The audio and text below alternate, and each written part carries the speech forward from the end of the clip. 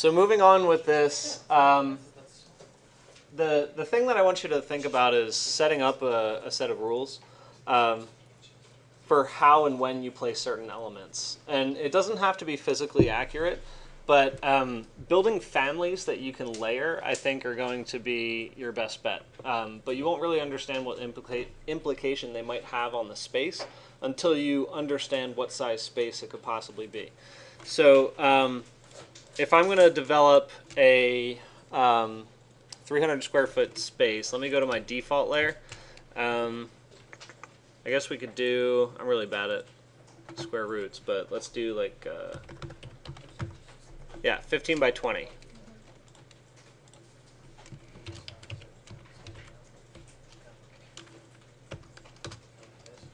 Okay, that'll work. 15 by 20, that's a 300 square foot space.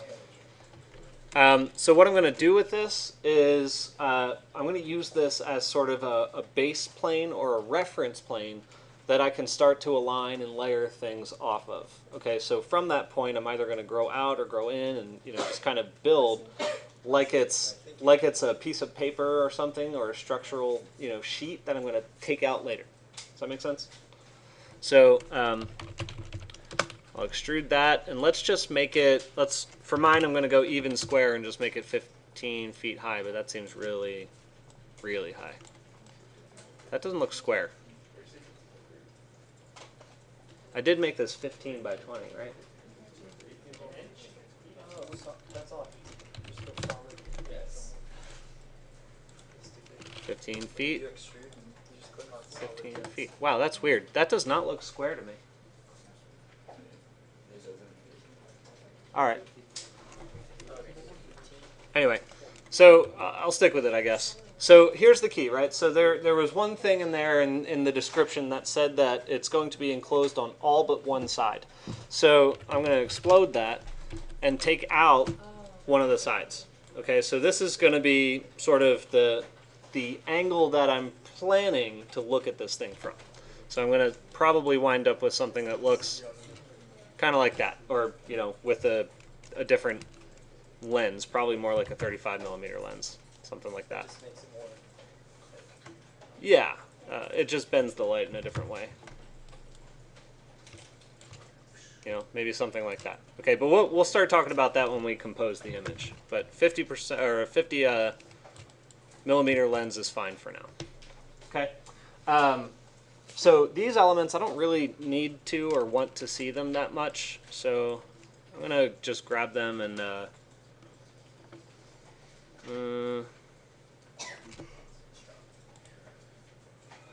I'm going to change their specific transparency. Do you guys know how to do that? Maybe not. So go to the display tab after you select that stuff, and then go down to transparency. It's right here. And you can change it to whatever you want. I think I'm just going to put it to 50%. Maybe more, actually.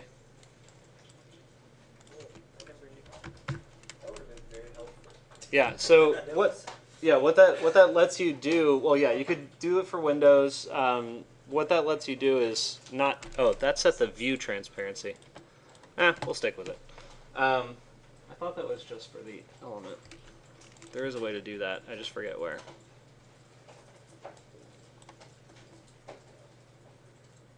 Oh well. I don't use this for this kind of stuff that much. All right. Well, this is fine.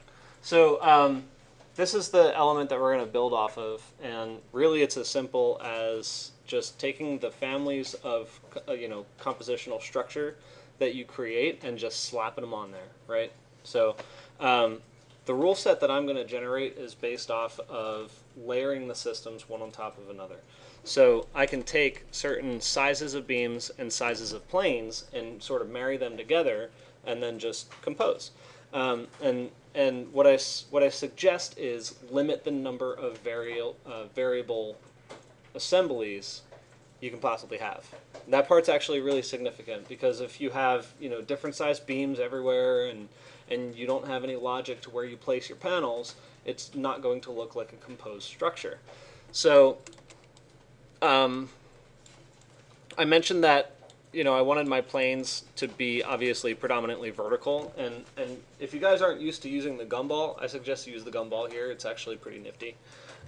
Just click that, and I can say 90, and it's going to be vertical. And then first and foremost, I think I'm going to take each of these beams, and I'm going to assign them to an appropriately sized panel. So to get me started, I'm just going to grab the largest beam and put it at the top corner of the largest panel. And then I'm going to do the same thing for each of these other subsequent beams.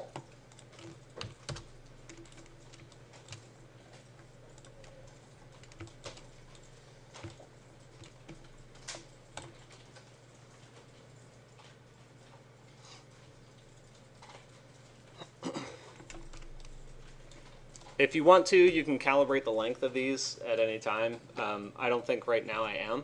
But what I'm going to start with is the heaviest materials I'm going to place kind of toward the bottom of my composition, and the lightest materials I'm going to start building up at the top. So in order to generate this, I think I will probably start with this being here. And it might actually be a good time to go over the hotkeys again, in case you guys forgot. This is going to help you with rapid modeling. So what I just did there was, if you need to just grab an edge, the command, if you're to, or an edge or a face really, the command is called move face or move edge, but you can sort of quickly jump to that command using move by selecting that face. So if you hit Control Shift and you click on a face of a surface, that selects just that face alone, and that allows you to just stretch it to wherever you need it to go.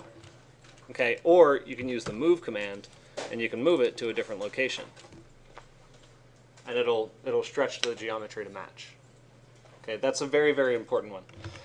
But the gumball is really nifty for that, because you can just kind of pull things back and forth, especially if it's just going to be, you know, like a design exercise that you can just, you know, shift things back and forth till it works, really. That's the only fluid movement I think we're going to have in this project. So just grab the endpoints and throw it on there. Yeah, that works for me. So this particular element, I'm going to start on the sides at the bottom. So I need to rotate it around.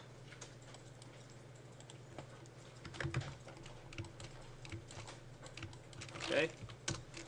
And I'm going to put it, actually, you know what? I think I changed my mind. I want to put the heavy elements up top.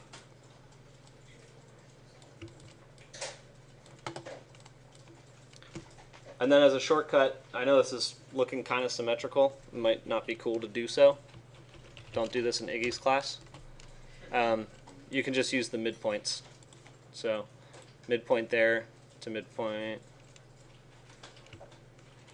Yeah, there you go. So that's sort of just my first step. Okay. So there are going to be a number of things that we have to do here. I think rather than going through the minutia of doing the whole thing at once, I'm just going to show you the layering process. So rather than, I think, just kind of nesting them together, I'm probably just going to start shifting them back and forth to get my enclosure a little bit more calibrated, I suppose. So this one I'm going to rotate the opposite direction.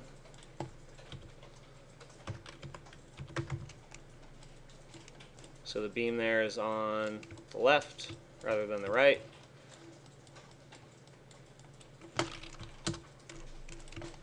I'll start with this one here, but I'm probably going to move it, I guess, back halfway. There we go. But I'm going to take that beam and run it the whole way across. Okay, so it's really just finding some kind of logical system that's going to work for an aesthetic that you're developing. So with that, I'm going to do the same thing with the smallest element, except this one I now need to go on the other side of that. So I want to rotate this one positive 90 degrees. Grab it here, go around here, locate it there. Okay, so you guys get what I'm going for here. It's really just a purely perspectival structural skinning system. Okay, it's just dangling off of that top element. So, you know, I'm going to keep working on this for a little while. I don't want to bore you by just going through the whole process with you so you can watch mine, but I want you guys to develop your own aesthetic and your own logic. So I'm going to release you guys for, I guess, about an hour or so to keep cracking on this, and then for the final hour of class, we're going to talk through, I guess, what's to come and get you set up for a few things, whatever we have time for, really. Okay? Any questions? Yes. So we do want it to mirror over? That's up to you. I'm not prescribing anything for you. If you want different size panels, different size beams, go for it. You just need to abide by the rule set that I set in the assignment. Okay. Yeah? Okay. And it doesn't have to be horizontal, okay? I don't, like, that's why I'm kind of stopping right now, because if I do everything horizontal, then you guys are going to do everything horizontal, okay? I don't want you to just carbon copy what I do and take my logic and use my logic. I want you to think of your own logical ordering system. Okay? And play around with it for a while. You don't have to build your panels on the box. If you are better off just laying it down and looking at it in plan, do it that way. Okay? You're all designers by now. Talented ones at that.